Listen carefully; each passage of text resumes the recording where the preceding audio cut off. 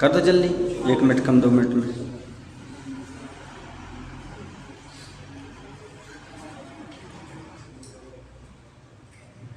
जय जगन्नाथ सभी को। आप अगर सुबह के प्रवचन में नहीं आए होंगे तो फिर से ये रिपीट कर देते हैं कि मनीष जी के द्वारा लगभग 35 पुस्तकें लिखी गई हैं।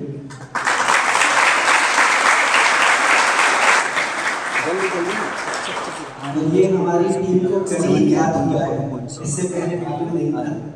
तो जो जो पुस्तकें यहाँ पर उपलब्ध थी, करीब 20 पुस्तकें हैं, उनको यहाँ पर रख दिया गया है और आप लोग उन्हें देख सकते हैं किस तरह की पुस्तक है।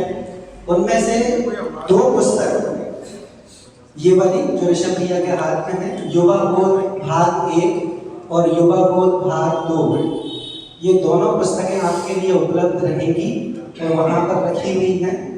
महाराज जी के हाथों से ही आपको मिलेगी। इसके लिए सिर्फ एक चीज़ आपको याद रखना है कि जो भी लें वो नियम लेकर जाएं कि ये पढ़ेंगे और आगे अपने रिश्तेदारों को भी देंगे, इस तरह का नियम ले लें। दूसरी चीज़, एक और पुस्तक है जीवन विकास की पहली पहल, उसके भी यहाँ पर पुण्यार्चक बन चुके हैं और इसको प्रिंट करने के लिए भेज दिया गया है। जल्द ही वह पुस्तक आप सभी के लिए पढ़ने के लिए उपलब्ध रहेगी। उसकी 1000 प्रतियाँ छपवाई जा रही हैं।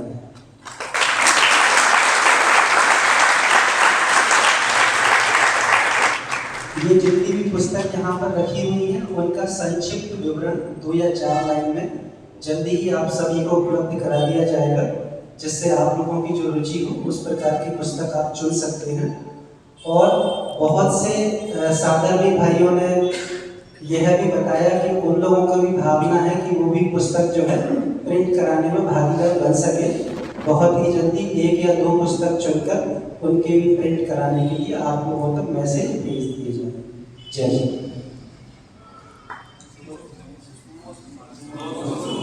ओम नमः सिद्धेभ्यः।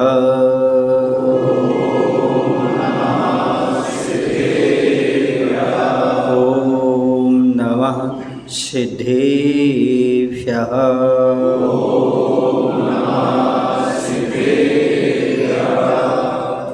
नमः श्रीवर्धमानाय निर्धूतकलिलात्मने सालोकानां त्रिलोकानां यदि विद्या दर्पणायते, यदि विद्या दर्पणायते। बोलिए हिंसा परमो धर्म की जय। देवादिदेव श्री शंभवनाथ भगवान की जय। आचार्य कुंद कुंद महाराज की जय। आचार्य गुरुदेव भगवान श्री विद्यासागर जी महाराज की जय।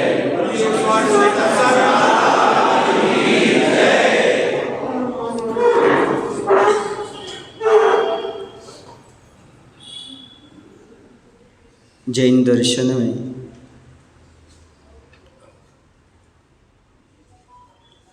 केवल ज्ञानियों ने, आचार्य परमेष्ठियों ने बहुत बड़ी कृपा की है। उन्होंने मात्र मुनि धर्म का ही उपदेश नहीं दिया, बल्कि गृहस्थ धर्म का भी उपदेश दिया है। किसी ने पूछा किसी एक विद्वान से कि बौद्ध धर्म का प्रचार प्रसार भारत में कम है, विदेश में ज़्यादा है, और जैन धर्म का प्रचार प्रसार विदेश में कम है और भारत में, इसका कारण क्या है? तो उन्होंने जवाब दिया, इसका कारण ये है कि बौद्ध धर्म में मात्र साधु धर्म है, सावक धर्म नहीं है। लेकिन जैन धर्म में साधु धर्म भी है और सावक धर्म भी है। कभी भी रथ एक पहिए पर नहीं चलता, जब तक दो पहिए ना हो तब तक रथ आगे नहीं बढ़ता। उसी प्रकार जब तक साधु और श्रावक दोनों ना हो तब तक धर्म का रथ भी आगे नहीं बढ़ता। धर्म का रथ आगे बढ़ाने के लिए जितनी आवश्यकता साधु संतों की होती है उससे कहीं ज़्यादा आवश्यकता गृहस्थों की होती है। आचार्य के शब्दों में यदि मैं कहूँ तो इतना कह सकता हूँ कि जब कभी धर्म की ट्रेन चलाना हो तो ड्राइवर तो चाहिए ही पड़ता है, लेकिन पीछे सबसे पीछे एक गार्ड का डिब्बा होता है। ड्राइवर साधु परमेष्ठी की तरह होता है धर्म की ट्रेन को चलाने के लिए, और जो गृहस्थ होता है वह गार्ड का डिब्बा होता है। जब उसमें बैठा व्यक्ति जब तक हरी झंडी नहीं दिखाएगा तब तक गाड़ी आगे बढ़ ही नहीं सकती है। शावक का बड़ा योगदान होता है धर्म को आगे बढ़ाने के लिए। यदि प्रश्न किया जाए तो प्रश्न ये उठता है कि साधु कहाँ से बनते हैं? आपके ही तो कोई भाई होंगे, आपके ही तो कोई पुत्र होंगे, आपके ही तो रिलेशन में होंगे, वो भी तो किसी माता पिता के पुत्र होंगे जो आज साधु हैं। वो कहाँ से? यदि कपड़ा अच्छा निकल रहा है तो मील अच्छी होगी, यदि हीरे सोने जवाहरात अच्छे निकल रहे हैं तो खदान अच्छी होगी। ऐसे यदि साधु संत आज विचरण कर रहे हैं तो गृहस्थ का जीवन बहुत निर्मल और पवित्र होगा। तभी तो उस खदान से साधु निकल करके साधु निकल करके आ रहे हैं, त्यागी वृत्ति दिखाई दे रहे हैं। यदि सावक जो नींव है वो अच्छा ना हो तो महल कैसे अच्छा बन सकता है? जहाँ देखो वहाँ पर ग्रस्त जीवन की कटाई चलती है, बुराई चलती है। इस संसार मार्ग है, इसमें फंसने से क्या होगा? लेकिन आचार्यों ने शादी को धार्मिक संस्कार माना है। यह पढ़कर के बड़ा अचंभा लगता है कि दुनिया शादी के लिए कटाई करती है, बुरा मानती है, और आचार्य क्या कह रहे हैं? ये धार्मिक संस्कार है। क्यों? क्योंकि शादी कर लेने से जो पुरुष का, स्त्री का मन 1000 लोगों में भटक रहा था, जो उसकी दृष्टि 1000 लोगों पर जा रही थी, लेकिन शादी होते ही वो एक पर केंद्रित हो जाती है। जो अनंत पाप था उसका कम हो जाता है, मात्र एक के साथ उसका संबंध रह जाता है। जहाँ पर अनंत पाप कम हो रहा हो उसे धार्मिक अनुष्ठान ना माने तो पाप की क्रिया मानेंगे क्या? क्यों? कि वह सौदार संतोष व्रत ग्रहण कर लेता है। शादी होते ही वह संकल्प कर लेता है, हे भगवान जिससे मेरा विवाह हुआ है, इस जीवन साथी को छोड़कर अन्य के प्रति मेरा भाई बहन या पिता माता जैसा संबंध रहेगा, मात्र दृष्टि रहेगी वासना की, तो मात्र विवाहित के साथ ही रहेगी, बाकी सारा पाप उसकी दृष्टि से हट जाता है। इसलिए इसे धार्मिक अनुष्ठान मानते हैं, धार्मिक संस्कार मानते हैं, उसका नियम हो जाता है। और इस नियम लेने से विश्वास होता है, पति पत्नी का बड़ा विश्वास हो जाता है। हमारी पति का तो संबंध है, शक को गुंजाइश ही नहीं बचती। क्यों? अब मोबाइल पर कोई बात करता है, कोई शिकायत करता है तो शक नहीं होती, क्योंकि हमारे पति का, हमारी पत्नी का नियम है जीवन साथी के अलावा अन्य के प्रति हमारा व्यवहार माता पिता भाई जैसा रहेगा। अपने आप उसका विश्वास अपने जीवन साथी पर बन जाता है। यदि किसी का ये व्रत ना हो शादी के बाद तो आचार्य के पास जाके ले लेना, वहाँ ना जा पाओ तो मेरे पास ले लेना और संकल्प कर लेना, हम सौदार संतोष व्रत ले लेते हैं, अपने दरवाजे तक ही सीमित रहेंगे, बाकी अन्य पर दृष्टि नहीं लगाएंगे। आचार्य जी ने एक खाई को लिखा। बहुत सारे ग्रंथों को पढ़ने के बाद आचार्य बहुत कम शब्दों में बहुत बड़ी बात लिख देते हैं, बहुत बड़ी बात लिख देते हैं। 17 अक्षर में पूरा ग्रस्त जीवन लिख दिया उन्होंने। यदि समझो तो उन्होंने लिखा, बिना विवाह प्रवाहित हुआ क्या धर्म प्रवाह। मतलब यदि ग्रस्त शादी नहीं करेगा और शादी नहीं करेगा तो संतान नहीं होगी, और संतान नहीं होगी तो साधु कौन बनेगा? और संतान नहीं होगी तो श्रावक कौन बनेगा? यदि कुल परंपरा नहीं चलेगी, धर्म की परंपरा कैसे चलेगी? इसलिए शादी करने के लिए धार्मिक संस्कार कहा है। यदि धर्म की और कुल की परंपरा चलती है तो मात्र विवाह करने से चलती है। ईश्वरग्रस्त जीवन को पवित्र माना गया, उसे धर्म माना गया। ये मत समझना कि मैं फंस गया हूँ, मैंने शादी कर ली है, कभी दुखी नहीं होना। ये समझना मैं साधु धर्म का पालन नहीं कर पा रहा हूँ तो अच्छे से श्रावक धर्म का पालन तो कर लूँ। आपको ये अवसर मिला है, आज भी श्रावक धर्म का अच्छे से पालन करते हुए आप 16वें स्वर्ग तक जा सकते हैं। आज भी श्रावक धर्म का पालन करते हुए आप 16वें स्वर्ग तक जा सकते हैं और नीचे आकर के फिर पुनः मुनि बनकर के अपना कल्याण कर सकते हैं। ये सारी क्षमता अभी भी आपके पास विद्यमान है। अब प्रश्न ये उठता है कि जो शादी और करते हैं तो 1 से 2 हो जाते हैं, कुछ लोग कहते 2 होकर के भी 1 हो जाते हैं। जीवन साथी को आप चुन करके लाते हैं, 21 साल तक तो लगभग आप इंतज़ार करते हैं। हमारा जीवन साथी 21 के बाद शुरू होती है जीवन साथी को खोजने की शुरुआत। खोज करके लाते हैं, अच्छे से गाजे बाजे के साथ लाते हैं, रिश्तेदारों को बताते हैं, घर में अच्छे से रहते हैं। ऐसा ही प्रक्रिया होती कि नहीं होती? मंदिर आते हैं, भगवान के सामने फिर 7 फेरे भी लेते हैं, 7 फेरे में वचन भी रखाते हैं बहुत सारे। अब ये सोचो जो वचन रखाए जाते हैं उसमें से एक आध पालन हो रहा है कि नहीं हो रहा है? सबसे पहला वचन होता है धार्मिक स्वतंत्रता का। कौन सा होता है? आप धर्म करने में स्वतंत्र हैं, हम भी धर्म करने में स्वतंत्र हैं। हम आपके धार्मिक कार्यों में सहयोग देंगे, आप हमें भी अपने धर्म करने में सहयोग देना। इसलिए तो कहते हैं जितना सहयोग पति नहीं दे पाता उतना सहयोग पत्नी देती है। इसलिए कभी भी पति को धर्म पति नहीं कहा जाता, पत्नी को धर्म पत्नी कहा जाता है। धर्म पत्नी किसे कहते हैं? जो 7 फेरे हो गए तो धर्म पत्नी हो गई।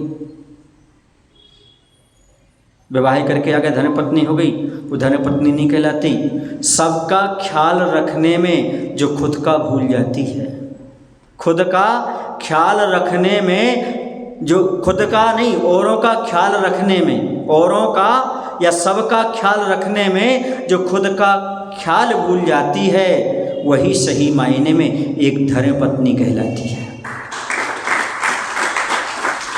अटके भटके पति को जो सच्ची राह बताती है वही सही मायने में धर्मपत्नी कहलाती है। जो पति के धार्मिक कार्यों में हाथ बटाती है वही सही मायने में एक धर्मपत्नी कहलाती है। जो आपके सहयोगी है, साधर्मिणी है, वो जो आपके प्रत्येक कार्य में, यदि आपकी पत्नी ना हो तो क्या आप अपने घर में मुनिराज को ला सकते हो? प्रदान कर सकते हो क्या? धर्म का पालन कराने में कौन है? बोलो ना, पत्नी है। उसकी कीमत समझो। याद रखो, पत्नी को कभी नौकरानी मत समझना, क्योंकि तुम नौकर हो जाओगे। क्योंकि नौकरानी का पति कौन? नौकर। याद रखो, ना तुम नौकर बनो ना उसको नौकरानी बनाओ, तुम राजा बनो उसको रानी बनाओ। गृहस्थ राजा है, गृहिणी रानी है, यही दोनों की अमर कहानी है, यही दोनों की अमर कहानी। और पत्नी को ही जाकर के बता देना कि तुम मुझे अपना गुलाम मत बनाना, क्योंकि तुम गुलाम की पत्नी नहीं, तो मुझे राजा बनाना, तुम राजा की रानी बन करके रहना। इस पर अच्छे से ताली नहीं बजाई लगता है। राजा बनने में आपको शर्म है क्या? भूल गए। वो कह रहे जब घोड़ी पर बैठे थे तब मालूम था कि हम राजा हैं। अब भूल गए। याद रखो, पत्नी को यदि रानी बनाकर रखोगे तो तुम्हें राजा अवश्य मानेगी। जब वह अपने बेटे से राजा बेटा कह सकती है तो क्या अपने पति से राजा नहीं कह सकती?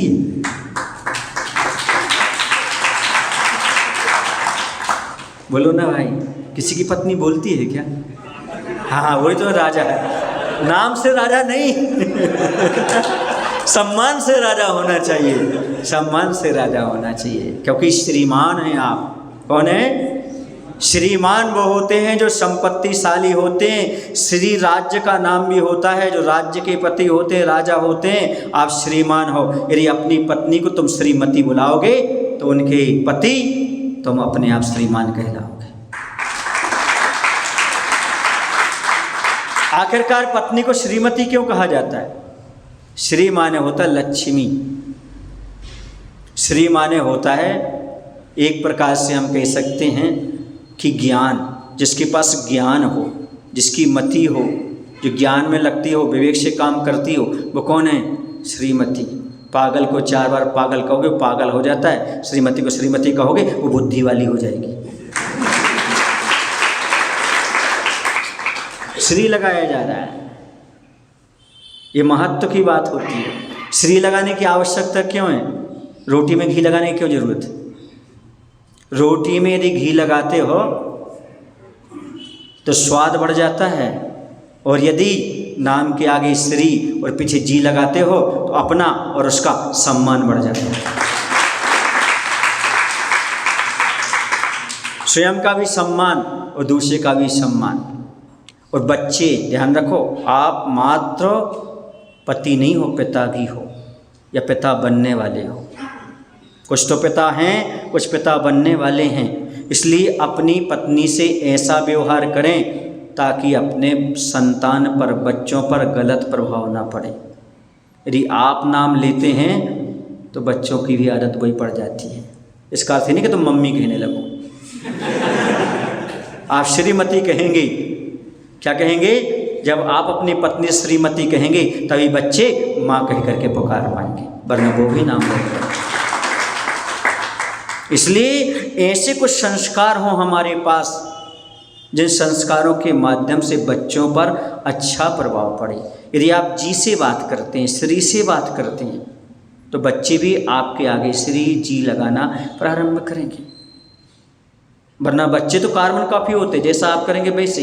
एक छोटी सी बच्ची सी बहुत सभ्यता से बोलती थी, हाँ जी ऐसा कहती थी, श्रीमान श्रीमान ऐसे बोलती थी। उससे पूछा, बेटा इतना अच्छा व्यवहार तुमने कहाँ सीखा? तो उसने एक ही जवाब दिया, मैंने अपने मम्मी पापा से सीखा। गौरव की बात है कि अपने माता पिता से उसने जी लगाना, श्री लगाना सीखा। यदि रोटी में घी हो तो बोलो ना, किसी के घर जाओ और बिना घी की रोटी खिला दे, क्या कहोगे? बड़ा कंजूस है यार, बड़ा कंजूस है, बोलोगे ना, ऐसे बोलोगे ना। और यदि कोई बिना जी का नाम बोलता है तो कहोगे बड़ा अहंकारी है, बिना जी का नाम बोलता है। अहंकार को कम करना चाहते हो और कंजूस को कम करना चाहते हो तो घी में, रोटी में घी लगाना सीख लो, और किसी के नाम के आगे पीछे सी और जी लगाना सीख लो, तुम्हारा जीवन बहुत अच्छा बनेगा। ये सम्मान की बात है। एक बात और बता दूं, जो बुजुर्ग बैठे उनके लिए कहना चाहता हूँ, आप परिवार को माली बन करके संभालें। छोटे पौधे, बड़े बहुत सारे हैं, छोटे भी बड़े भी सब प्रकार के हैं। तो आप मात्र माली बनकर के परिवार को संभालें, मालिक बनकर के नहीं, क्योंकि माली ख्याल सबका रखता है, अधिकार किसी पर नहीं जताता। अधिकार नहीं जताना, ख्याल सबका रखना है, छोटे का, बड़े का, सबका ख्याल रखना जरूरी है। यदि ये नहीं रखेंगे आप तो आप अपनी भूमिका से च्युत हो जाएंगे। दूसरी चीज, पति का दूसरा नाम है बेचारा। पति का दूसरा नाम है बेचारा। बेचारा मतलब उसके सामने 2 आँख हैं, एक का नाम है माँ, दूसरे का नाम है पत्नी। कौन सी आँख फोड़ ले बेचारा? उसे पत्नी का भी पक्ष रखना है और माँ का भी पक्ष रखना है। किसका पक्ष लेना है? माँ को छोड़ा नहीं जा सकता, पत्नी को तोड़ा नहीं जा सकता। न इसका दिल तोड़ना है, न माँ को छोड़ना है, बल्कि उन दोनों को समझाना है, तुम भी नारी हो, तुम भी नारी हो, क्यों आपस में चलाती आरी हो, कर लो आपस में यारी हो, कर लो आपस में यारी हो। उन्हें समझाओ, हमसे शिकायत मत करो, तुम दोनों समझदार हो, तुम दोनों समझदार हो। एक बात बोलूं आपको, यदि आप पत्नी के माता पिता मतलब सास ससुर का आप सम्मान नहीं करते हो तो तुम्हारे मम्मी पापा का भी सम्मान नहीं करेगी। तुम चाहते हो कि वो हमारे परिवार के सदस्यों का ख्याल रखे, तो आपकी भी एक जिम्मेदारी बनती है ससुराल वालों की कभी बुराई मत करना, चाहे वो साला हो, चाहे सास हो, चाहे ससुर हो, सबकी प्रशंसा करना। देखना पर तुम्हारी पत्नी भी आपके परिवार की प्रशंसा शुरू कर देगी। ये लॉजिक है। आप कभी ताने वाने नहीं देना, तुम्हारे ससुराल, तुम्हारे मतलब तुम्हारे मायके वालों ने क्या दिया हमें, क्या मिला हमारे लिए, ऐसा कभी शब्द नहीं बोलना। क्या चाहते हो आप, क्या नहीं दिया आपके लिए? दहेज नहीं दिया पर देहज तो दिया है। देहज समझते हैं आप?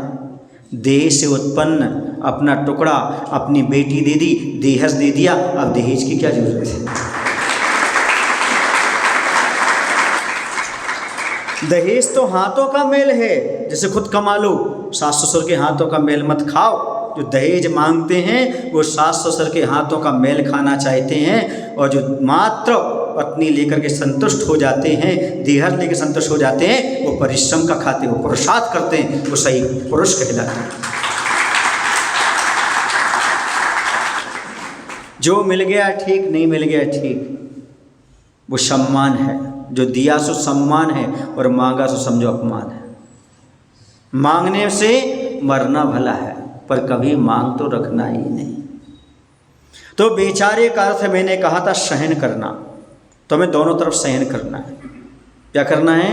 आपको सहन करना है, और जैसे बन सके वैसे समय समय पर माँ की भी प्रशंसा करना है, और समय समय पर पत्नी की भी प्रशंसा करना है। क्योंकि दुनिया में ऐसा कोई नहीं है जो प्रशंसा नहीं चाहता। हर व्यक्ति प्रशंसा चाहता है, हर व्यक्ति प्रशंसा चाहता है। आप प्रशंसा कर लो, क्या बाधा होती है? आपको मालूम है, नारी आईने के सामने आधा घंटा खड़ी रहती है, उसे अपना चेहरा दूसरी पसंद करे भावना रहती है। आप जब कभी जाते कभी कह दिया करो बहुत अच्छे लग रहे हैं आप आज। हाँ, शरीर की प्रशंसा कर दी। कभी साड़ी पहने हो, अरे भैया आज तो आप बहुत अच्छे लग रहे हो, भारतीय नारी, धर्मपत्नी लग रहे हो, ऐसे कहने में बाधा क्या है आपको? कहीं भोजन की प्रशंसा कर दी, नहीं तो कपिल भाई से सीखो। वो ऐसा ऐसा कर रहा तो हम समझ गए उन्हें की होगी तब तो वो कर रहे हैं, कैसे करता है ऐसा में समझ में आया मुझे। समझ प्रशंसा कर दो। कभी उनके ससुराल वालों को लेकर के उनकी प्रशंसा कर दो। कभी उनका जो कमरे की सजावट है, अरे वाह आपने बहुत अच्छी व्यवस्थित कर दिया, कर दो। इसमें बाधा क्या जाती है आपके लिए? जब बुराई करने में शर्म नहीं आती तो प्रशंसा करने में क्यों शर्माते हो? अरे बेचारो प्रशंसा कर दिया करो। क्या बाधा है प्रशंसा करने में? बोलो भाई, कुछ लगता है क्या अपन को प्रशंसा करने में? आप नहीं चाहते कि हमारी पत्नी हमारी प्रशंसा करे, कोई हमारी प्रशंसा करे? संसार में ऐसा कोई भी इंसान नहीं है जो थोड़ी बहुत अपनी प्रशंसा ना चाहता हो। दूसरी बात मैं आपको बता दूं, ऐसी दुनिया में कोई भी व्यक्ति नहीं जिसमें कमी ना हो। ऐसा कोई दुनिया में, यदि आपको कमी दिखती है तो सबके सामने कमी का बखान ना करें।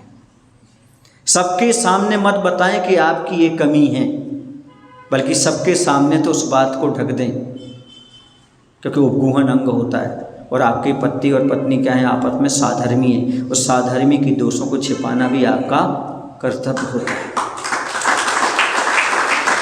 आपका उपभोग अंग पलेगा, कुछ गलती है, कुछ कमी है, उसे आप छिपा रहे हैं। एकांत में जाकर के समझा दें, देखो किसमें कमी नहीं है, आसमान के पास सब कुछ है पर 1 इंच भी जमीन नहीं है।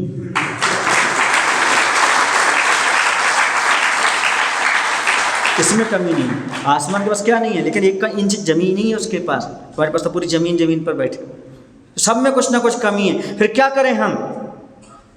कहते हैं ढूंढने में दुनिया में हर चीज़ मिल जाती है सिवाय अपने कमी की। दूसरों की कमी बहुत जल्दी दिखती है, अपनी कमी बहुत कम दिखाई देती है। बात समझ में आ रही है आप लोगों को? तो उस कमी को कैसे दूर करें?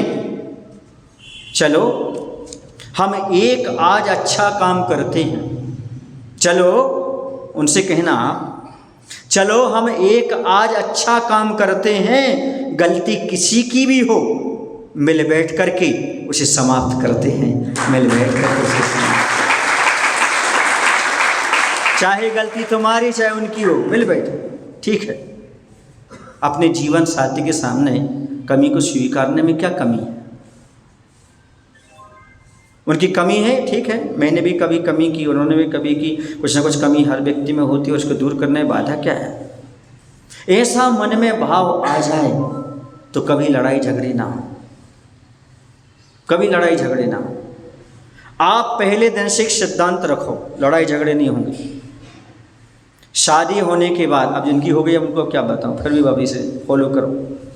जब ऑफिस से आओ, यदि आपके माता पिता घर में हैं तो सबसे माता पिता के पास जाओ, जिनके पास जाओ उनसे पूछ लो कैसे हैं, भोजन पानी हो गया। फिर पत्नी के पास जाओ, कभी झगड़ा नहीं होगा। क्यों? क्योंकि वो समझेगी आपकी पत्नी कि इनके लिए हमसे ज़्यादा इम्पोर्टेंट इनके माता पिता हैं, जन्मदाता हैं, पहले उनका ख्याल रखना है यदि पति को खुश रखना है तो। और यदि आपके माता पिता भी यहाँ साथ में नहीं रह रहे आपके, तो आपको समय पर घर पहुंचना है। कहाँ पहुंचना है? क्योंकि सामने वाला आपका इंतजार कर सकता है, और इंतजार कर रहा तो आपको समय पर पहुंचना है। और आपने जितने समय पर कहा है उतने समय पर घर पर पहुंचना, तो विश्वास बना रहेगा। और समय पर नहीं पहुंच पा रहे तो आपके पास मोबाइल तो है, आप कॉल कर दीजिएगा। क्या कर दीजिएगा कि मैं समय पर निकला था, ऐसा काम आ गया, अब मैं आधा घंटा 1 घंटे बाद आऊँगा। ऐसा नहीं करना, तो इंतजार देख लेंगे जो होगा, ऐसा नहीं। आपको हाँ उन्हें बताना है कि आप हमारे जीवन में ज़रूरत हो। क्या बताना है? क्योंकि आदमी को ऐसा लगता है कि मेरी इनकी ज़रूरत है तो व्यक्ति कुछ करता है, और नहीं लगता ज़रूरत नहीं है तो कोई मतलब नहीं, वो भी ध्यान नहीं देता है। सजा रहा है आपको, क्या करना है? आपको कॉल करना है, और आप जैसे वो इंतज़ार करते आपको मिलते हैं, वहीं जाकर सीधा सॉरी बोलना है। क्या बोलना है? आप कहीं ये तो नहीं फील कर रहे कि मैं कैसे सॉरी बोलूं? क्यों? अरे भाई मैं लेट हो गया हूं, आपने इंतजार किया है, इंतजार के लिए हमारा धन्यवाद है, और हम लेट आए इसके लिए सॉरी।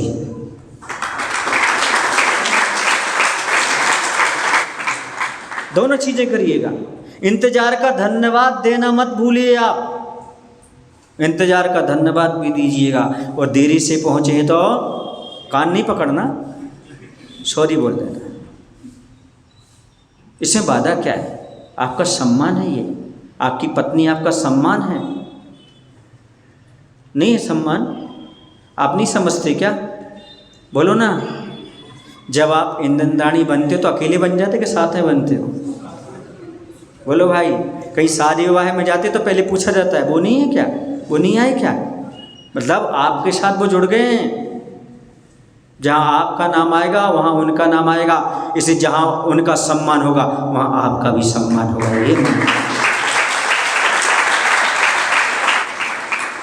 ये एक अपने माइंड में बात रखिएगा, वो अलग नहीं है सामने वाला, अब आपके परिवार का हिस्सा हो गया है।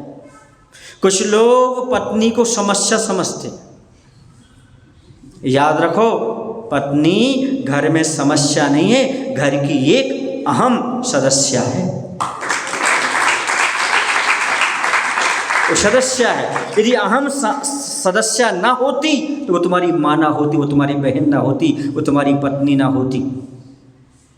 उसके बिना तुम्हारा गृहस्थ चलता कैसे है, परिवार चलता कैसे है। इसलिए आप अपनी पत्नी को उदास ना देखना चाहते हो। कैसे ना देखना चाहते हो? उदास ना देखना चाहते हो। जो मैंने आपसे कहा है उस बात को अपनाइएगा। हर रिश्ते में विश्वास रहने दो, हर रिश्ते में विश्वास रहने दो। अपनी जुबानों पर हमेशा मिठास रहने दो, अपनी जुबानों पर हमेशा मिठास रहने दो। यही अंदाज है जिंदगी जीने का, यही अंदाज है जिंदगी जीने का। ना खुद रहो उदास, न दूसरों को उदास रहने दो। दूसरों को क्यों रहे हम उदास? भगवान का दास कभी किसी और का दास नहीं होता, और जीवन में कभी उदास ना होता है, न किसी को उदास नहीं होता। जैन दर्शन जैसी विशालता कहीं है ही नहीं। साधर्मी कहा है, उससे साधर्मी, पत्नी नहीं कहा, साधर्मी कहा है। क्योंकि आपके जैसा धर्म है वैसा उसका धर्म है। धर्म में कोई अंतर नहीं है, इसलिए वो साधर्मी है। जो कर्तव्य आपका है वो कर्तव्य उनका है। ऐसा मत समझना मैं कमाता हूँ तुम घर बैठे बैठे खाते हो, ये प्रश्न नहीं उठना चाहिए। क्यों? क्योंकि तुम्हारा तो कर्तव्य कमाना। क्योंकि तुम कौन हो? आज वर्तमान में नारी जाति कमा रही है, बात अलग है। लेकिन पहले के ज़माने में नारी जाति कोई धंधा और कोई व्यापार या कोई बिजनेस या कोई नौकरी नहीं करती थी। सब काम कौन करते थे? बोलो ना भाई, पुरुष करते थे। घर का काम भी करते थे, खेती भी करते थे, सब समय पर सब काम करते थे। आज इतना सब नहीं है। तो मैं ये कहना चाहता हूँ, जब आप ऑफिस से आ जाओ, दुकान से आ जाओ, समय मिल जाए तो पत्नी के साथ हाथ भी बटा लिया करो, कोई बाधा नहीं। बच्चों को संभाल लिया करो, कोई ऊपर के काम हैं उन कामों को कर दिया करो। वैसे करते होंगे, बहुत आज्ञाकारी हैं यहाँ के। तो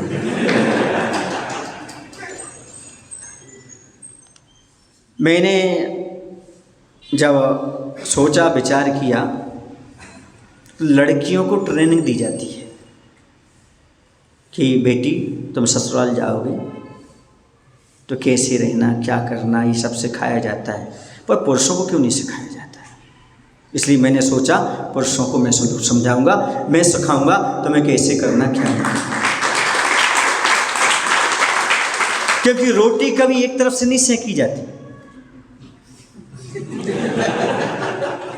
जब रोटी एक तरफ से सिकेगी कच्ची रह जाएगी, और जब रिश्ता एक तरफ से सिखाया जाएगा तो कच्चा रह जाएगा। दोनों तरफ से सिखाया जाएगा तो रिश्ता पक्का होगा, रोटी पक्की होगी, स्वास्थ्य ठीक रहेगा, संबंध भी मधुर बने रहेंगे, संबंध भी मधुर। रोटी को दोनों तरफ से सेंकना पड़ता है, तभी वो फूलती है, तभी सम्मान पाती है। एक तरफ से सिकने वाली रोटी कभी भी सुपाच्य नहीं होती, पचती नहीं। एक तरफ सिकाया हुआ रिश्ता काम नहीं करता। इसलिए मैंने सोचा भैया मैं रोटी सेकूंगा तो दोनों तरफ। पहली रविवार को एक तरफ सेक ली थी, इस रविवार को एक तरफ सेक। पहले गृहिणी को उपदेश दिया था, गृहस्थों को उपदेश दे दिया। क्योंकि बंधु, हंसते खेलते हुए जिंदगी निकालना है। राग देश में पढ़ के क्या करेंगे हम? अरे देखो, इतना प्यारा रिश्ता है आपका पति पत्नी का, इतना प्यारा रिश्ता, कहते दुनिया में सबसे प्यारा रिश्ता यही होता है। क्यों? इसलिए होता है क्योंकि जो आपके यहाँ आई है पत्नी बनकर के, उसके 3 रूप होते हैं। बचपन में वह कन्या होती है, बेटी होती है, जो अपने भाई बंधुओं माता पिता के लिए ही करती है। वो अपने लिए नहीं जीती, उसकी चिंता रहती है हमारे भाई, हमारे बंधु, हमारे माता पिता के लिए अच्छा करें। जब उसकी शादी हो जाती है तो पत्नी बन जाती है, फिर उसे पति की चिंता हो जाती है, पति के बारे में, सुख दुख के बारे में सोचती है। फिर आगे चल कर के वह माँ बन जाती है, माँ बनने के बाद बच्चों के बारे में सोचती रहती है। ये बताओ वो नारी अपने बारे में कब सोचती है? और जो अपने बारे में ना सोचे, सबके बारे में सोचे, थोड़ा पतियों को भी तो उनके बारे में सोचना चाहिए।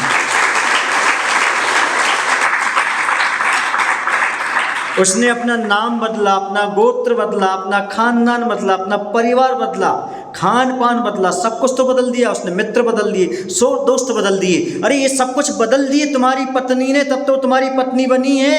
अरे तुम थोड़ा सा अपना स्वभाव बदल लो, काम बन जाएगा। थोड़ा स्वभाव बदल लो।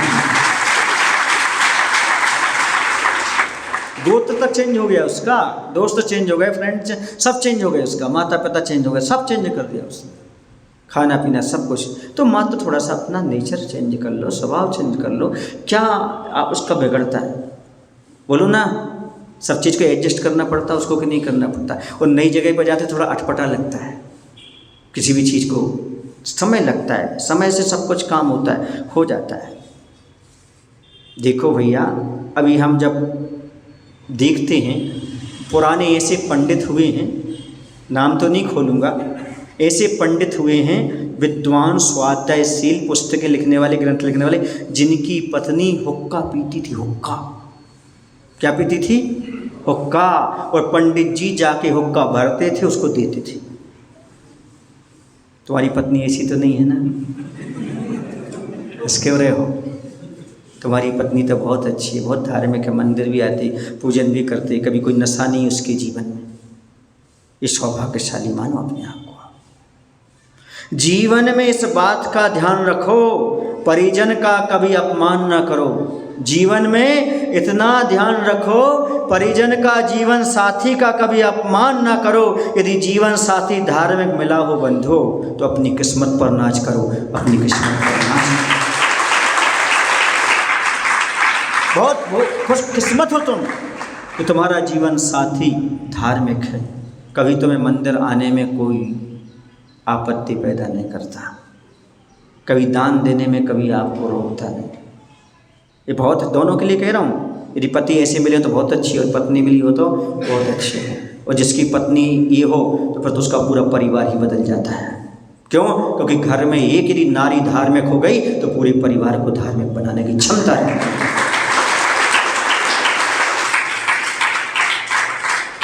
राजा सैनिक को यदि छायक सम्य दृष्टि बनाने में, तीर्थंकर प्रकृति का बंद कराने में किसी का सहयोग रहा है तो वो चेला रानी का सहयोग है, उसे भूला नहीं जा सकता। और वो तो आपकी मित्र हो गई फिर तो, मित्र, क्योंकि जो धार्मिक मार्ग पर लगा वो कौन है? मित्र है। और सही तो ये है, आपकी पत्नी मित्र है, आपका दोस्त है। दोस्त किसे कहते हैं? जहाँ पर दो अस्त होकर एक हो जाएं सो वो दोस्त हो जाए। एक दूसरे के सुख दुख को समझने लगें। सुन रहे ना? जब दोस्त हो जाए तब क्या होता है? कहते हैं प्यार तो वो है जो अपनी हद में रहकर भी बेहद हो जाए। अपनी हद में रहकर भी बेहद हो जाए, मर्यादा ही पलती रहें, सब कुछ होता रहे फिर ही बेहद हो जाए, वो अपने आप में बहुत महत्वपूर्ण होता है।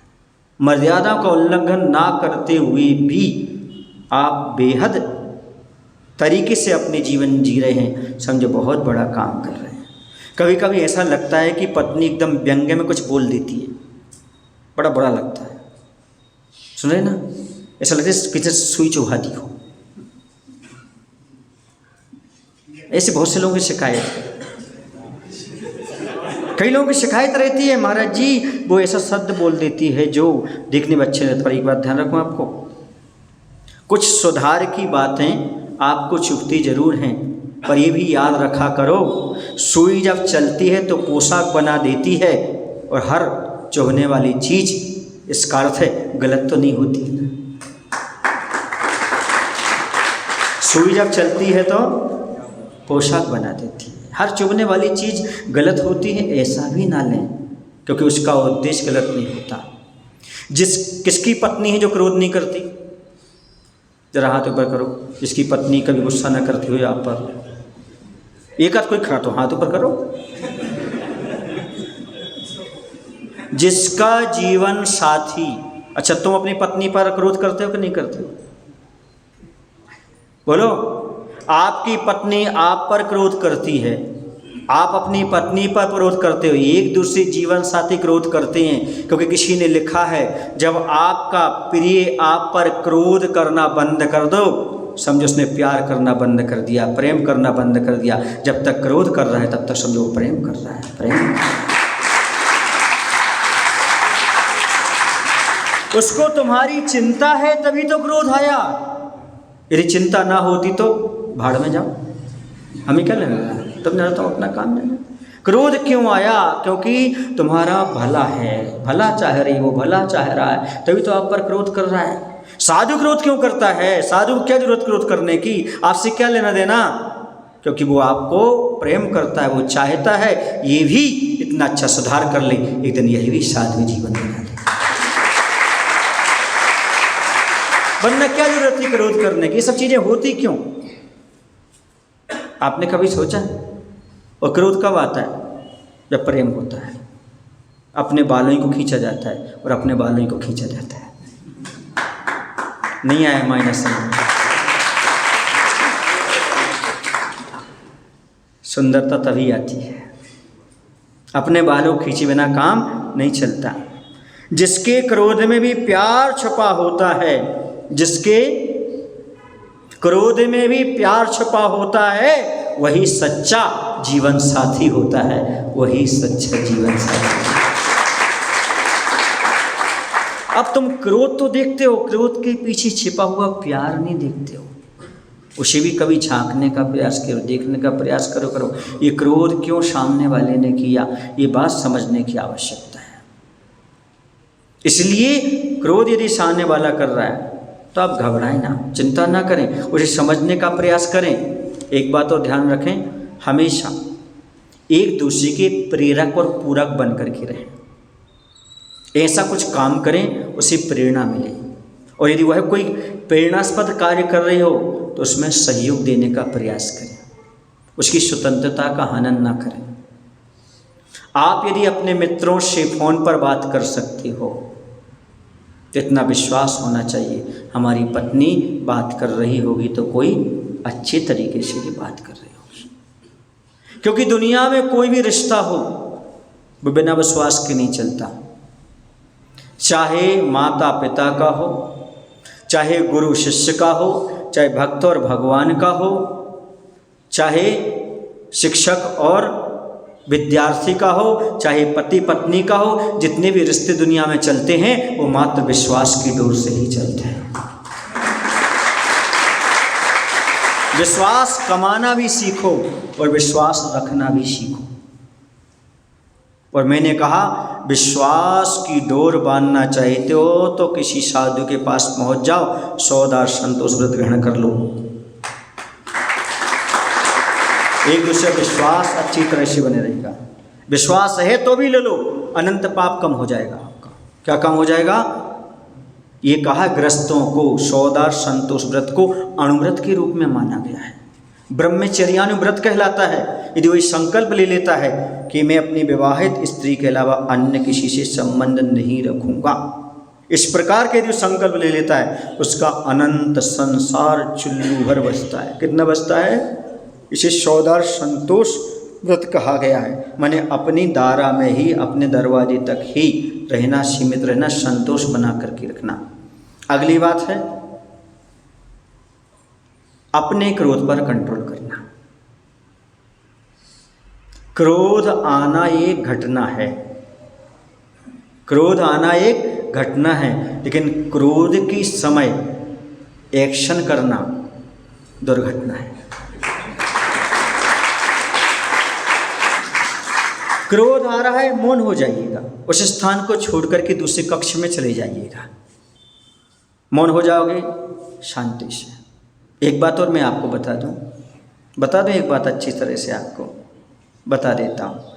पत्नी कितना भी बड़बड़ा दी, उल्टा सीधा बोल दी, आपको मालूम है ये गलत बोल रही है, आप बिल्कुल 5 मिनट मौन रहो, वो 6-7 मिनट लौट के आएगी, क्यों मैंने गलत बोल दिया क्या, ऐसे मुझे नहीं बोलना था क्या, अपने आप कहने लगेगी वो, इसमें थाली नहीं बजेगी तो नहीं आती क्या।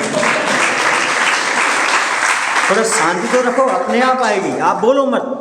और व्यवहार को चेंज नहीं करना, व्यवहार चेंज नहीं करना, व्यवहार जो कहते हो करना। वो भोजन परोसते कहने लगेगी, हमने ऐसा बोल दिया, वो गलत तो नहीं बोल रहा, हमसे ऐसा तो नहीं हो गया। अपने इंसान होगा तो फील होगी, अंदर होती है, बस आपका एक्शन गलत नहीं होना चाहिए उस समय। मौन और हंसते रहो। अच्छा लगे हैं? वो कह रहे और बढ़ जाता है, बढ़ने दो, एक सीमा तक बढ़ेगा, पर कहीं ना कहीं लौट करके जरूर आएगा, जरूर आएगा। देख आज आजमा कर देख लेना जरूर।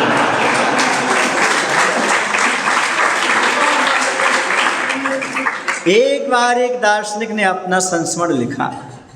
उसने लिखा कि 25 साल की उम्र में आज तक मेरी अपनी पत्नी से लड़ाई नहीं हुई। बहुत बड़ा समय होता है, कितने वर्ष। उसने लिखा कि मैंने क्या उपाय अपनाया, क्या किया मैंने, क्यों नहीं हुई।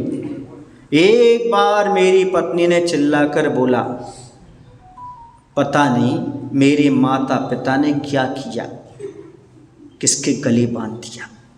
मेरे माता पिता ने पता नहीं क्या किसके गले बांध दिया, और इनके माता पिता ने इन्हें कैसा पैदा किया।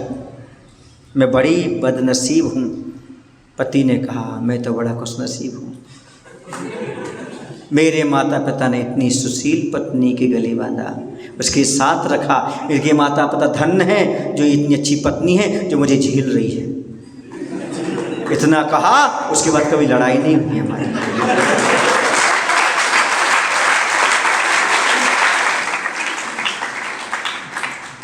सुन रहे ना आप लोग, सामने वाला जहर घोलता है तो अमृत पिलाओ।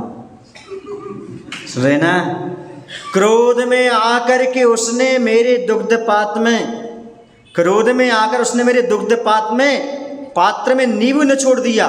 फिर मैंने क्या किया, छेने के रसगुल्ले बनाए, खुद खाए, उसको खिलाए।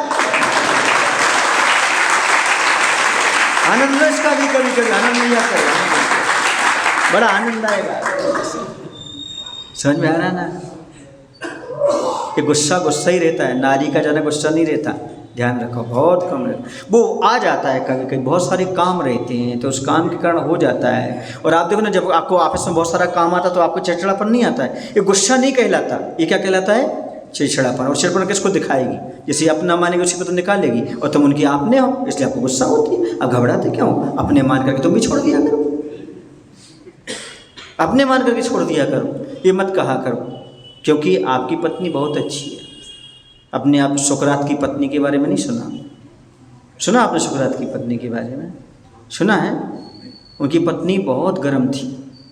वो एक बार तो बर्तन लेकर के आ गए, क्यों, बोले चाय बनाना है, आपका सर गर्म है। क्या बनाने आ गए थे वो, उनका पारा ठंडा हो गया। जहाँ सुना कि मेरा सर इतना गर्म हो गया है कि मुझे चाय बनाना है। इसी उनके साथ मिलने वाले, बैठने वाले बहुत सारे लोग आते थे, मित्र वगैरह। एक बार पत्नी बहुत जोर से चिल्लाई, उन्होंने कहा, आप कोई एक्शन नहीं ले रहे हो, कुछ नहीं कह रहे हो।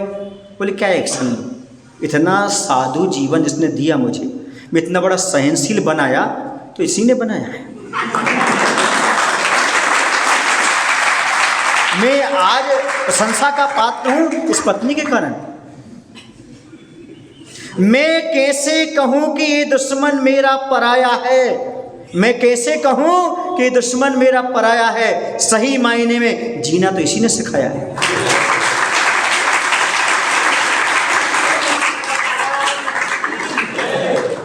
ये किसकी तरफ से जय आई? यदि आपको ऐसा लगता है तो आप ऐसा मत मानिएगा, क्योंकि वो आपके जीवन के पार्ट हैं। पत्नी मिलना जीवन का पार्ट है, लेकिन पत्नी को धर्म पत्नी बनाना जीवन की आर्ट है। ये आर्ट आपके पास होना चाहिए, ये समझदारी आपके पास होना चाहिए। परिवार के मुखिया आप हैं, और मुखिया का कर्तव्य होता है उसे सहनशील होना परम आवश्यक होता है। यदि आप सहनशील नहीं हैं तो आपके पास कुछ भी नहीं है। मैंने कहा था, शादी के पहले 2 चीज़ें पैदा करो अपने अंदर। 2, पहली चीज़ कौन सी, एक समझ शक्ति पैदा करो, दूसरी सहन शक्ति पैदा करो। यदि समझ शक्ति तुम्हारे पास नहीं है और सहन शक्ति नहीं है तो तुम कभी पति बन ही नहीं सकते, कभी तुम जीवन साथी को चुन नहीं सकते। तुम्हारा दायित्व है सामने वाले को खुश रखना। कई बार ऐसा होता है, आप पुरानी बातों को लेकर के, उस समय भी उनने क्रोध किया था, अभी भी किया था, अभी भी जब देखो जब वो चिल्लाते रहते हैं, ऐसा माइंड में रख करके बैठ जाते, एक के साथ एक लिंक जोड़ देते हैं। तो मेरे मन में कई बार आता है, हर साल दिवाली के पहले ऐसा कोई कबाड़ी बुलाओ, हर दिवाली के पहले अपने घर में एक ऐसा कबाड़ी बुलाओ जो टूटे फूटे दिलों को और फटी पुरानी बातों को उठा करके ले जाए।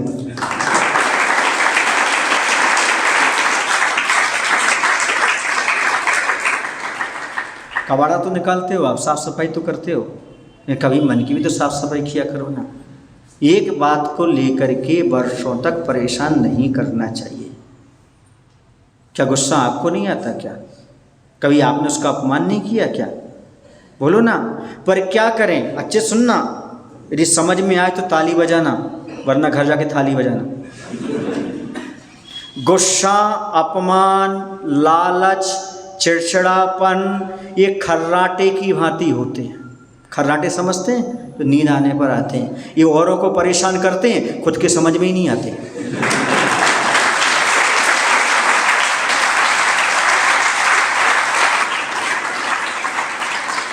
खर्राटे क्या होते हैं? दूसरों को परेशान करते हैं, पर हमें तो अपन पता ही नहीं हमें कब आया, सामने वाले ने कब क्रोध किया था ये याद रहता है, हमने किया था। सामने वाले ने अपमान किया ये याद रहता है, आपने नहीं किया था। याद रखो बंधु, तुम भी इंसान हो, वो भी इंसान हो, और इंसान हो तो उसका भी मान है, तुम्हारा भी मान है। यदि वो गुस्सा होती तुम क्षमा करो, और वो गुस्सा और तुम गुस्सा होते तो वो क्षमा करें, काम बन जाएगा आपका। बस दो चीज़ें अपना लो, बताएं आपको, एक मुस्कान, दूसरा क्षमा। कुछ नुकसान नहीं होगा आपको। नुकसान दो चीज़ों पर है आपके घर का, या तो आप मुस्कान नहीं दे पाते हो, आप क्षमा नहीं कर पाते हो। कभी कभी छोटी गलतियों पर मुस्कुरा दिया करो, जैसे हम चौके मुस्कुरा देते हैं। छोटी छोटी गलतियों पर कभी कभी मुस्कुरा दिया करो, और कुछ बड़ी गलतियां हुई हों जीवन साथी से तो थोड़ी सी क्षमा कर दिया करो।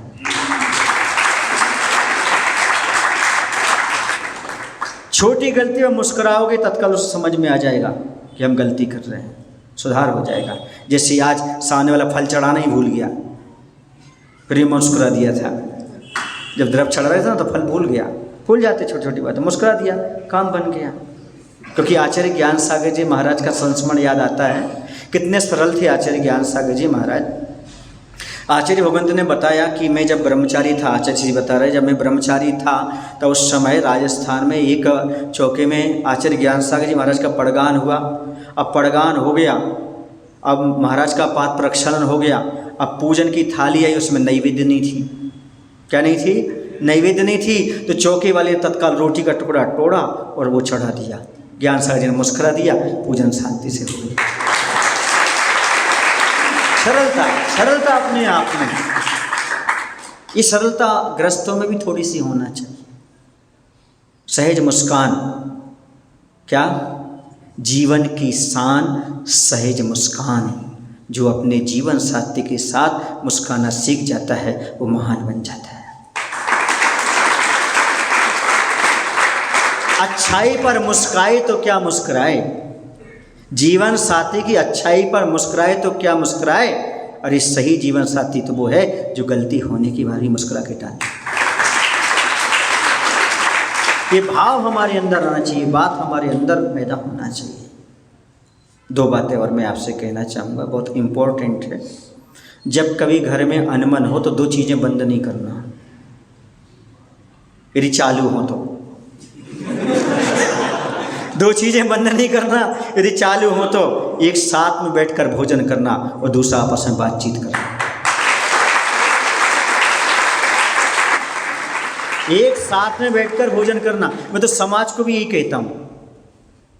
क्या कहता हूँ? यदि समाज में एकता चाहते हो, परिवार में एकता चाहते हो, तो समय समय पर सामूहिक भोजन रखा करो और सामूहिक विधान, पूजन और भजन रखा करो।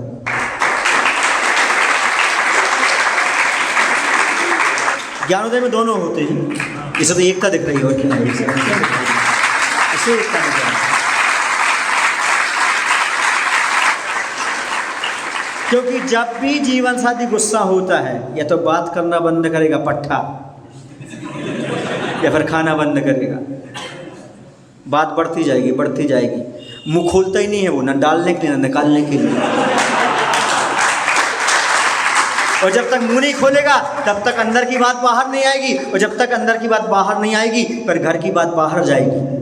और बाहर नहीं ले जाना हो तो अंदर की बात बाहर निकाल दिया करो, और खुद थोड़ा सा भोजन पानी कर लिया करो, सारी बातें वहीं समाप्त हो गई। किसी चीज़ को प्रोलॉन्ग नहीं करना, अपन को सबसाइड करने का प्रयास करो, वहीं समाप्त करो। बढ़ाने से क्या फ़ायदा है? जीवन साथी की बात को बढ़ा के क्या करेंगे हम? अर्धांगिनी, क्या बोलते हैं आप लोग? अर्धांगिनी आधा अंग है। तो ये समझ रहे हो कि हम आधे अंग की बुराई करते रहेंगे, कटाई करते रहेंगे तो हम तो सुरक्षित रहोगे? शरीर के किसी भी अंग में यदि आप इतनी खरोंच आएगी तो आपको भी तकलीफ आएगी। यदि तुम सही मायने में जिंदा हो तो, वैसे यदि सही मायने में जीवन साथी हो तो पत्नी पर आँच आएगी तो आपको भी तकलीफ होगी, उसका अपमान होगा तो आपको भी तकलीफ होगी। बोलो गलत कह रहा हूँ सही कह रहा हूँ? बोलो ना, अभी तक तो सही सही बोला ना? जितना बोला कैसा बोला? बोलो ना कैसा बोला?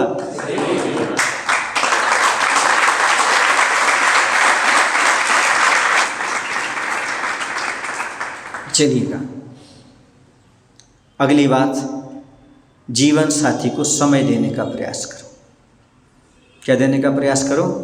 समय देने का प्रयास करो। जैसे आप ऑफिस से घर आते हैं, स्विच ऑफ कर दें मोबाइल का। अब इम्पोर्टेंट मेरी ऑफिस नहीं है, अब मेरी इम्पोर्टेंट पत्नी, बच्चे, माँ बाप हैं। अब उन पर ध्यान दें।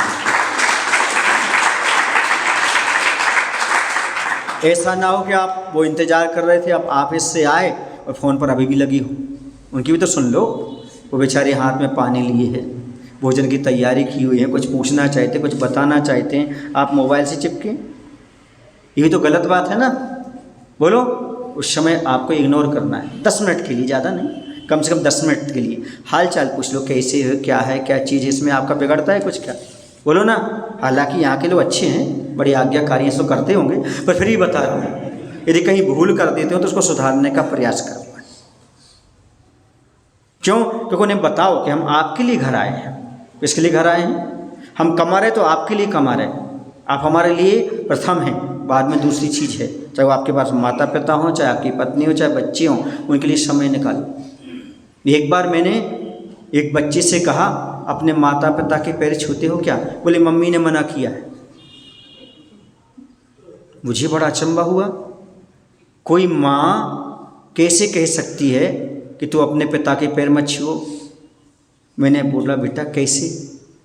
बोले ऐसे कि पिता सोए रहते हैं, हमें स्कूल जाना पड़ता है, तो मम्मी कहती है सोते हुए के पैर नहीं छूती।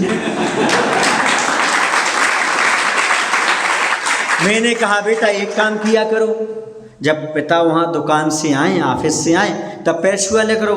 बोले नहीं छू सकता। बोले क्यों? तब मैं सोया रहता हूँ। अब बोलो, जब तुम बेटे का चेहरा ही नहीं देखोगे, उसका चरित्र का निर्माण कैसे करोगे? परिजन को समय नहीं दोगे, माइनस समझ में आ रहा है आपको? हंसते हंसते समझते जाओ। जब उनको समय नहीं दोगे, उनको चेहरा नहीं आपका आपस में दिखाई देगा, तो क्या चरित्र का निर्माण करोगे? क्या प्रेम रहेगा उनका? उनने कई पिता से आमना सामना नहीं किया तो कैसे बनेगा? तो इसके बारे में थोड़ा समझने का प्रयास करो, समय निकालो, जिद्दी स्वभाव को त्यागो। जो मैंने कहा वही होना चाहिए। मैंने कहा था आज भिंडी की सब्जी बनेगी, वही बनना चाहिए। ये स्वभाव नहीं होना चाहिए। जो बना दिया तो खा लो।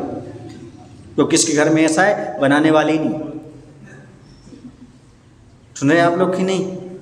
पत्नी और माँ जो कुछ बना ले तो चुपचाप खा लेना चाहिए, क्योंकि दुनिया में कुछ लोग ऐसे हैं जिनके यहाँ खाना है पर पत्नी और माँ नहीं है। कुछ लोग ऐसे हैं जिनके यहाँ पत्नी और माँ है पर खाने को 2 वक्त की रोटी नहीं है। तुम्हारे पास दोनों हैं, जिद छोड़ो, जो खाने को मिलता है चुपचाप खा लेना चाहिए।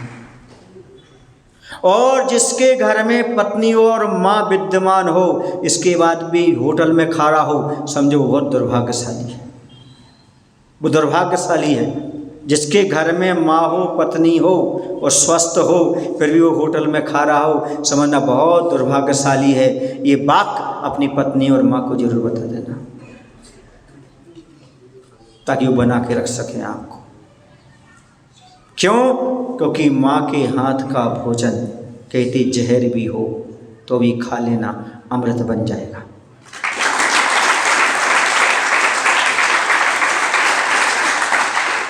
कुछ बातें आपको समझ में आ रही हैं? ये भी सही है कि गलत है? सही है। अब महाराज जी पत्नी ही जिद करी कि होटल में चलो। इसे तो कहा ये पंक्ति पत्नी को सुना देना कि तुम्हारे होते हुए मुझे होटल में जाना पड़े, इससे बड़ा और दुर्भाग्य मेरा क्या है।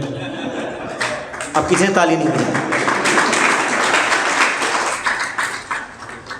अगली बात है पॉजिटिव सोच रखें, नकारात्मक बिल्कुल ना सोचें।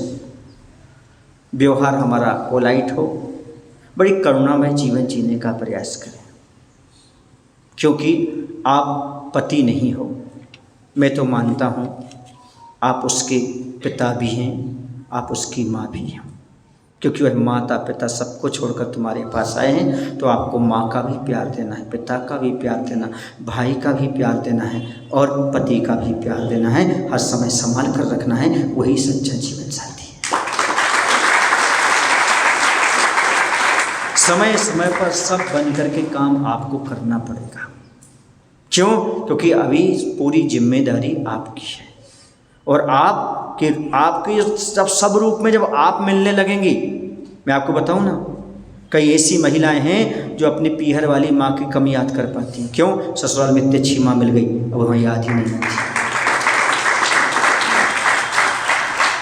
पति इतने अच्छे हैं कि अपने भाई की भी याद नहीं आती, क्योंकि सारा का सारा काम वो कर देते हैं। बात समझ में आ रहा है? गलती का एहसास तो दिलाएं, क्या? पर अपमानित ना करें। गलती तो बताएं पर अपमान के साथ नहीं, झल्ला करके नहीं, समझा करके प्रेम से करें। आप कभी ये ना कहें हाँ मायके से आई हो, आलसी हो गए हो, तो माँ बाप ने यही सिखाया था वहाँ पर। ये तो माँ बाप ने सिखाया है, ये करना करा है, ये करते हो तुम, न बच्चों को देख पाते, न इनको देख पाते, न ऐसा कर पाते, न वैसा कर पाते हो। ये आक्षेप नहीं लगाना, आरोप नहीं लगाना। क्या नहीं करना? आरोप नहीं लगाना, आक्षेप नहीं लगाना, बड़े प्रेम से समझाना है। कई बार ऐसा होता है कुछ काम रुका हो और तुम करने लगो उसको, तो उनको शर्म लगने लगती है। देखो हमने ये काम नहीं किया इसलिए इनको करना पड़ रहा है, ये मेरा काम था, कल से वो काम अपने आप हो जाएगा। कुछ आप भी तो सहयोग देने का प्रयास करो ना। शब्दों में कठोरता नहीं लाओ, शब्दों में क्या हो रहा है? प्रेम होना चाहिए। गांठ नहीं बनना चाहिए कभी। गांठ बंधी ग्रोथ रुकी। जहाँ जहाँ गांठ बनती है वहाँ वहाँ ग्रोथ रुक जाती है, पर प्रगति नहीं हो पाती। इसलिए कभी भी गांठ बांध करके मत रखो। समझ गए आप लोग कि नहीं? अगली बात बताऊं, बता दूं। जैसे घर में किसी को कचरा डालने वाले को अलाउ नहीं है आपके घर में, कोई आपके घर में कचरा डाले उसे आप अलाउ करेंगे क्या?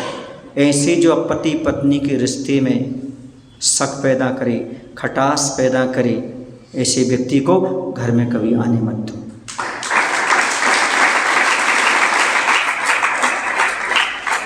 पहले अपने जीवन साथी को परखो, जो सामने वाला कह रहा है वो सही है कि गलत है, किसी की बातों में मत आओ। सुने ना, शक की जो है ना ये कोई दवा नहीं होती है, ये कभी शक मत करो, किसी कहने पर नहीं आओ। जब तक हम अपनी पत्नी से बात नहीं कर लें, अपने जीवन साथी से बात नहीं कर लेंगे, तब तक हम आगे अपनी बात को नहीं बढ़ाएंगे, कुछ भी नहीं कहेंगे। और आकर के सीधा हमला नहीं करना, पूछना है बैठ करके, क्यों ऐसा सुना है, क्या है, कैसा है। मैं माँ जानकारी चाह रहा हूँ, वहाँ पर आक्षेप नहीं लगा रहा हूँ, ये भी समझाने का प्रयास करना है। जैसे आप चाहते हैं कि हम अपने मित्रों के साथ हंस खेल सकें, वैसे उन्हें भी सहेलियों के साथ खेलने की, हंसने की स्वतंत्रता भी देनी चाहिए। आप भी स्वतंत्र हो, ये बात अपने मानस पटल पर होना चाहिए और समय समय पर ये काम आपको करना चाहिए। अगली बात है, बोलूँ आपको, कभी कोई त्यौहार आता है, या उनकी कोई विशेष तिथि आती है, गिफ्ट जरूर दिया करो। क्या दिया करो? गिफ्ट। क्यों? क्योंकि आप पिता भी हो, मैंने कहा ना आप पिता भी। जैसे माता पिता से बच्चों की उम्मीद रहती है, ऐसी उम्मीद रहती है। कीमत नहीं देखा करो कि कितनी कीमत की, कितनी कीमत की नहीं, देने का प्रयास करो। वो जरूर कहेंगे अरे आपने सस्ती दी, ऐसी दी, लेकिन मन में तो रहेगा कुछ ना कुछ लाए तो हमारे लिए। बोलो गलत कह रहा हूँ क्या? जैसे आप सोचते हो पत्नी कहीं भी जाते कुछ चीज़ आपको लेकर के आ रहे तो आपको लगता है ना, भले आप कह देते सामने तो अरे ठीक नहीं, अच्छी नहीं, अच्छी नहीं, लेकिन 4 लोगों में बताते हो अरे हमारे पास ऐसी चीज़ आई, वो भी अपनी सहेली में बताती है आज ऐसी चीज़ लेकर आई थी वो। बोलो तो आपकी गरिमा है कि नहीं है इसमें? आपकी इज्जत है कि नहीं है? तो ये कार्य है तो छोटे छोटे, लेकिन करने की आवश्यकता आपको है। और मैंने कहा है रिस्पेक्ट देना भी सीखें। सम्मान भी एक चीज़ होती है, क्योंकि आप आपस में जीवन साथी हैं, तो एक दूसरे का थोड़ा सा सम्मान करना भी आपका कर्तव्य बनता है। एक दूसरे की भावनाओं को समझें, वो क्या कहना चाहते हैं, आप क्या करना चाहते हैं। यदि इन भावनाओं को समझेंगे तो आपका जीवन बहुत अच्छा बनेगा, निखार आएगा आपके जीवन में। अंतिम बात इतनी और कह देता हूँ, ना घर में कोई छोटी है ना कोई बड़ा है, ना घर में कोई छोटी है ना तू घर में बड़ा है, पति पत्नी का एक रिश्ता ही सबसे बड़ा है, सबसे। बोलो महावीर आचार्य विद्यासागर जी महाराज।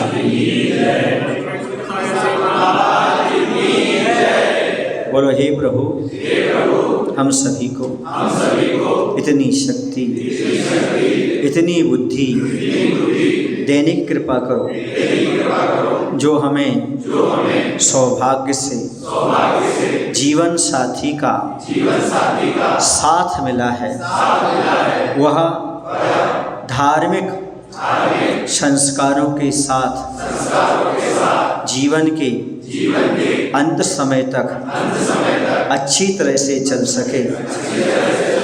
अंत में हम भी अपना कल्याण कर सकें और जीवन साथी भी अपने भाव को सार्थक कर सके। ऐसी शक्ति ऐसी बुद्धि देने की कृपा करो। और हे भगवान, जो अभी हमने कुछ सीखा है उसे हम यहीं ना छोड़ें, जीवन में अमल कर सकें। ऐसी शक्ति ऐसी बुद्धि देने की कृपा करो। नमोस्तु। अब किसी के प्रश्न हो तो, क्योंकि प्रश्न तो उठे होंगे बहुत सारे। किसी का प्रश्न तो बताइए, हाथ लिफ्ट कर दीजिए।